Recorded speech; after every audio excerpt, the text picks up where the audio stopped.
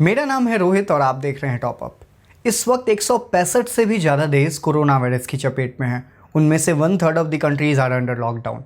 Current situation पर अगर नज़र डालें तो कोरोना वायरस से हमारी ये जंग अभी लंबी चलने वाली है। ऐसे में एक और क्राइसिस के दस्तक देने की संभावनाएं बढ़ती जा रही है और वो है ग्लोबल डिप्रेशन। जैसे कि हर तरह की सोशल और इकोनॉमिक एक्टिविटीज़ अभी बंद पड़ी है और हमारा पूरा का पूरा ध्यान हेल्थ केयर पे है। ऐसे में एहतियातन बरतते हुए अगर कुछ इकोनॉमिक एक्टिविटीज़ नहीं शुरू की गई तो ये शॉर्ट टर्म रिसेशन ला सकती है और फिर धीरे धीरे ग्लोबल डिप्रेशन में तब्दील हो सकती है। इससे पहले द ग्रेट डिप्रेशन अक्टूबर 1929 में आया था, जिसका प्रभाव 10 साल तक रहा था।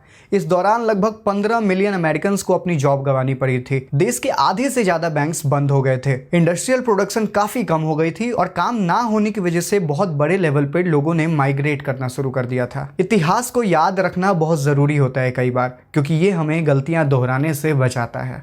असल हकीकत यह है कि कोरोना वायरस के बारे में अभी तक हमारे पास पूरी जानकारी नहीं है, जो कि इस बीमारी को हमारे लिए और भी खौफनाक बनाता है। अगर हालात जैसे चल रहे हैं वैसे ही रहें तो हो सकता है साल के अंत तक या फिर अगले साल तक कोरोना संकट बरकरार रहे और इसके 3 मेन रीजंस है। पहला कि ये वायरस काफ़ी इन्फेक्शियस है, दूसरा कि इस वायरस से होने वाली बीमारी काफ़ी सीवियर है और तीसरा हमारे पास अब तक इस बीमारी का कोई वैक्सीन नहीं है। इन्फेक्शियस की बात करें तो according to the official data कोविड-19 का एक मरीज एक बार में 3 से 4 लोगों को संक्रमित कर सकता है और हफ्ते भर में ये आंकड़ा लाखों तक पहुंच सकता है। वहीं जहां तक वैक्सीन का सवाल है तो अगर इतिहास के पन्नों में हम पीछे जाएं तो ठीक ऐसी ही महामारी 1918 में भी आई थी, जिसका नाम था स्पेनिश फ्लू, और उस बीमारी का कहर अगले 3 साल तक रहा था। उस बीमारी का भी वैक्सीन हमारे पास नहीं था और उस बीमारी की वजह से लगभग 50 मिलियन लोगों ने अपनी जान गंवा दी थी।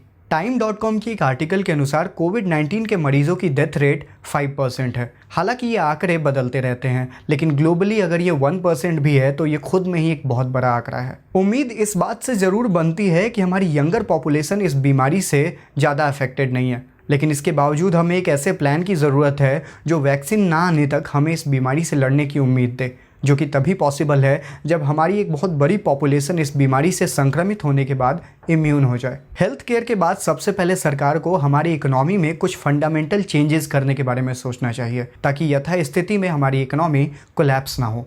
और अकेले ये रिस्पॉन्सिबिलिटी सिर्फ सरकार की नहीं है, बल्कि प्राइवेट कंपनीज़ की भी है, जिन्हें मार्केट कॉम्पिटिशन को फिलहाल भूलकर एक साथ कदम आगे बढ़ाना चाहिए और ज़्यादा से ज़्यादा बिजनेसेस एंड जॉब्स कैसे सिक्योर हों इसके बारे में सोचना चाहिए। आखिरी में बस एक ही सवाल बचता है कि ये लॉकडाउन आखिर कब तक बरकरार रहना चाहिए, क्योंकि वक्त रहते अगर इकोनॉमिक एक्टिविटीज़ को शुरू करने के बारे में नहीं सोचा गया तो हो सकता है जल्दी हम किसी सोशल और मेंटल हेल्थ एपिडेमिक से जूझ रहे होंगे। आज की वीडियो में बस इतना ही।